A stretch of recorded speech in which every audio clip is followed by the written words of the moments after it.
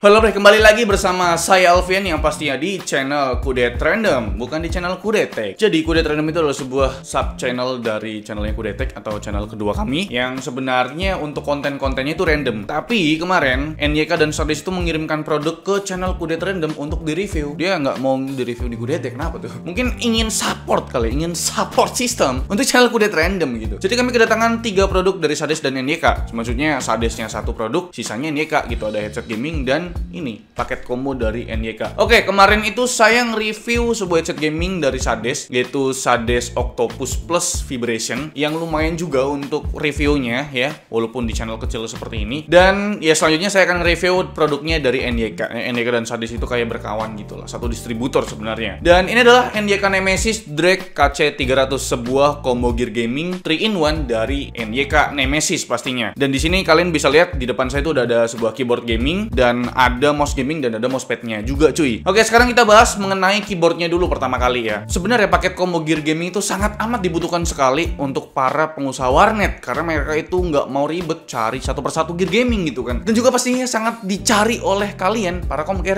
karena memang harganya yang sangat terjangkau cuy. Oke, pertama kita bahas mengenai keyboardnya terlebih dahulu. Ini bukan sebuah mechanical gaming keyboard cuy. Ini adalah membran keyboard dengan layout full size. Sebelumnya di channel Kudetek saya tuh pernah review paket combo gear gaming dari Ventec, itu Ventec P31. Jadi ada keyboard, mouse, dan mousepadnya juga. Dan setelah saya lihat keyboard gamingnya dari NYK Nemesis Drake KC300 ini, untuk layoutnya dia itu terbilang compact ya, bisa dibilang ya, karena memang nggak terlalu besar, nggak kayak si Ventec P31 kemarin. Cuma di bagian bawah dari keyboardnya ini tuh sebenarnya bisa dibilang wrist rest, cuma wrist restnya tuh nanggung cuy. Lalu di bagian pojok kanan bawah itu ada logo Nemesisnya, dan di bagian atas numlock atau numpad ya, itu ada 3 indikator. Pertama indikator caps lock, scroll lock, dan juga numlock ya. Untuk total tombolnya, karena memang ini kan full size layout, itu total tombolnya adalah 104 ya, sangat standar sekali. Lalu untuk keycaps yang digunakan masih keycaps berbahan IBS biasa pak ya, nggak ada embel-embel apanya gitu ya. Dan dia udah tembus LED pastinya, tapi nggak double shot ya. Jadi untuk ketahanannya nih ya, dia bakal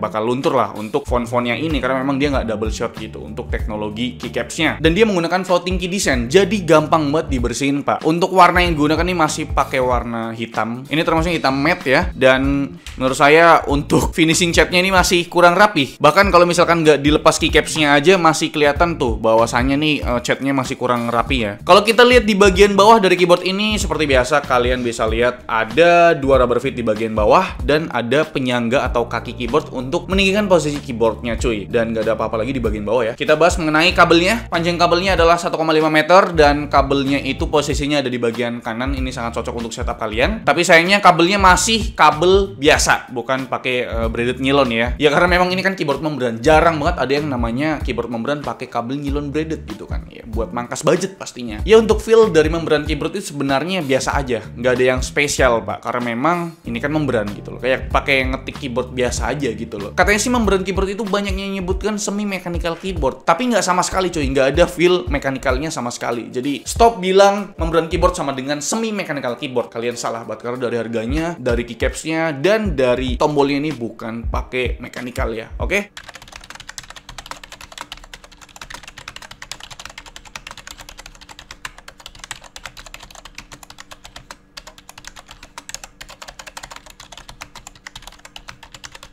Dan kita lanjut ke bagian mouse gamingnya dari NYK Nemesis Drake KC300 ini. Untuk mouse gamingnya ini menurut saya ya lumayan lah. Saya suka untuk mouse gamingnya, dari bobotnya, dari build quality-nya ini saya suka. Dan kenapa saya bilang kayak gitu, karena beneran ini untuk build quality dari mouse-nya beneran solid ya. Untuk kelas harga segini kita bilang ya. Pertama untuk mouse-nya ini, dia itu bentuknya ambidextrous, jadi sisi kanan dan kiri itu sama. Tapi untuk tombol previous dan next buat browser itu cuma ada di bagian kiri. Jadi di bagian kanan itu kosong. Untuk total tombol seperti biasa ada 6 ya, normal ya, ada klik kanan klik kiri, terus ada tombol scroll wheel dan juga tombol pengatur DPI, dan ada tombol next dan previous untuk browser cuy. Di sini saya lihat untuk bagian gripnya, saya kira di bagian sampingnya itu, samping gripnya ini dia itu rubber, tapi ini ternyata cuma finishing doang yang kelihatannya tuh pakai rubber, tapi ini cuma plastik biasa juga cuy. Tapi menurut saya nggak terlalu mempermasalahkan itu, karena memang kalau misalkan gripnya pakai rubber, dia tuh penggunaan jangka lama rubber itu bakal melusuk ke dalam, apa sih sebutnya, kayak rusak gitu loh cuy. Tapi kalau plastik ini ini bakalan awet gitu loh cuy. Dan untuk scroll wheelnya saya suka, feel-nya itu lembut di tangan, tapi untuk feel scrollnya itu saya kurang dapat gitu ya, karena kayak halus banget, saking halusnya itu kayak nggak dapat untuk feel scroll wheelnya. Dan untuk bagian kabelnya di sini pakai kabel sepanjang 1,5 meter sama kayak keyboardnya, tapi dia pakai kabel biasa, nggak pakai kabel nylon braided. Dan di bagian bawah dari mouse-nya ini ada 3 MOSFET yang sangat tipis sekali, Pak. Tipe MOSFET-nya ini menurut saya cocoknya pakai MOSFET yang tipenya speed atau licin ya. Jadi kalian jangan pakai MOSFET yang bener-bener tipenya kontrol atau kain kasar gitu. Dan untuk spesifikasi dari mouse-nya sendiri, dia itu tipenya ambidextrous. Lalu dia pakai sensornya Instant 704 IC yang saya sendiri setelah cari-cari itu sensor yang banyak sekali digunakan untuk mouse gaming Kerehore ya. Kayak misalkan Ventec yang kemarin saya pakai itu juga pakai sensor itu. Dan untuk speednya sendiri berada di 60 IPS atau inch per second. Dan untuk akselerasinya berada di 15G. Itu sangat standar sekali seperti yang kemarin saya review, yaitu Ventec P31 cuy. Dan selanjutnya untuk bobot dari mouse-nya, menurut saya ini berat loh cuy. Dan karena memang dia berat, itu enak buat bermain game gitu. Karena dari sensornya sendiri kan nggak terlalu jelas gitu ya. Jadi berat segini tuh sangat cocok buat main game lah gitu. Dan beratnya sendiri adalah 95 gram.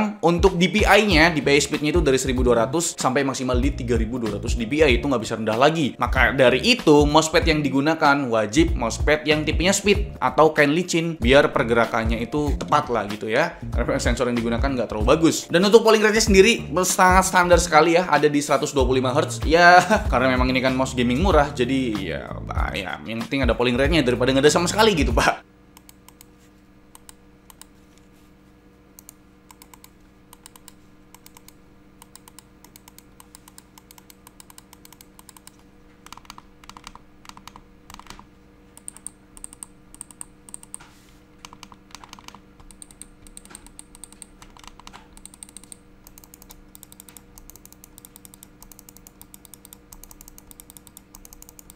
Oke, sekarang kita bahas mengenai LED per RGB-an duniawi, Pak. Karena memang di keyboard dan mouse-nya itu udah nyala-nyala RGB. Tapi sayangnya untuk RGB-nya ini, untuk di bagian keyboardnya, dia masih pakai RGB rainbow. Dan cuma dikasih satu mode aja, yaitu mode breathing gitu kan. Jadi ada 3 warna ya, ada merah, kuning, hijau, terus ada, satu lagi ungu, Pak. Ada biru, 5 total warna gitu kan. Dan dia berganti-gantian kalau misalkan kita pakai efek LED-nya. Bisa dimatiin juga, jadi cuma dikasih satu mode aja. Sebenarnya 2 mode, yaitu mode statik gitu. Tapi kita nggak bisa bilang itu tuh sebuah mode LED rainbow ya, karena memang dia tuh cuma nyala doang gitu. Ya, untuk LED backlight-nya menurut saya yang penting ada aja, yang penting nyala-nyala gitu kan. Apalagi keycaps yang digunakan itu udah tembus LED, jadi ya bisa dibilang ini sangat cocok dipakai dalam keadaan gelap gelita gitu loh. Tapi kalau misalkan kita nyalain dalam kondisi terang seperti ini, itu LED-nya nggak terlalu kelihatan ya. Jadi ini cocoknya dipakai dalam kondisi gelap-gelap gitu cuy. Dan untuk mouse gamingnya sendiri gimana bang? Ada 4 mode LED, tapi dia itu cuma ganti statik doang, kayak biru, merah, ungu, dan hijau. Jadi warnanya cuma ganti 4 warna doang, karena memang warna statik gitu, nggak ada kayak efek-efek kayak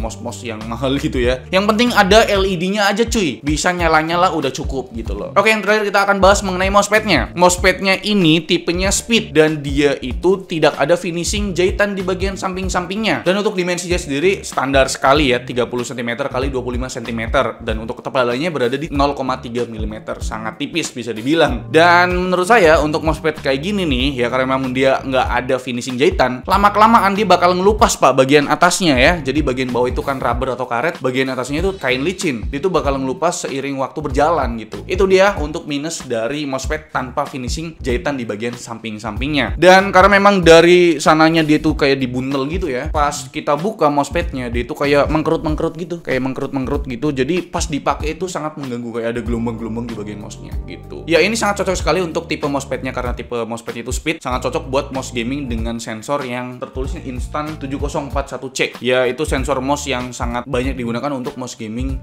budget kayak gini ya. Dan untuk speed DPI-nya itu dari 1200 sampai 3200, itu sangat rendah sekali menurut saya. Maka dari itu sangat cocok sekali dipakein di mousepad yang tipenya speed atau kain licin gitu loh cuy. Jadi itu dia review dari saya tentang paket combo dari NYK Nemesis, yaitu NYK Nemesis Drake KC300. Paket combo gear gaming 3-in-1, ada keyboard gamingnya, mouse gamingnya, dan dan mousepad-nya cuy. Dan untuk harga sendiri gimana? Untuk harga dari NIK Nemesis Drake KC300 ini dihargai sekitar 249.000. Menurut kalian gimana? Dan setelah saya lihat dan bandingkan sendiri dengan Ventec P31 yang kemarin saya review di channel Kudetek, itu harganya sekitar 199.000. Beda sekitar 50.000 sendiri ya. Tapi untuk gear gamingnya si NIK Nemesis Drake KC300 ini, di bagian keyboardnya saya suka banget karena dia itu untuk build quality-nya lebih bagus dari yang Vantec kemarin cuy. Tapi tetap ya, plastik juga yang dipakai gitu. Ya, sekarang balik lagi ke tangan kalian cuy. Apakah gear gaming dari NIK Nemesis ini sangat worth it untuk dibeli? Coba tulis di kolom komentar. Jadi itu dia video review dari saya tentang NIK Nemesis Drake KC300. Like video ini kalau kalian suka, dislike kalau nggak suka, tapi jangan di dislike. Dan jangan lupa untuk tekan tombol subscribe yang warna merah kalau misalkan kalian belum subscribe channel Kudet Random. Kita kembali di video-video lainnya di channel Kudet Random. Selamat malam atau siang atau sore atau pagi. Sampai jumpa di lain video. Bye bye.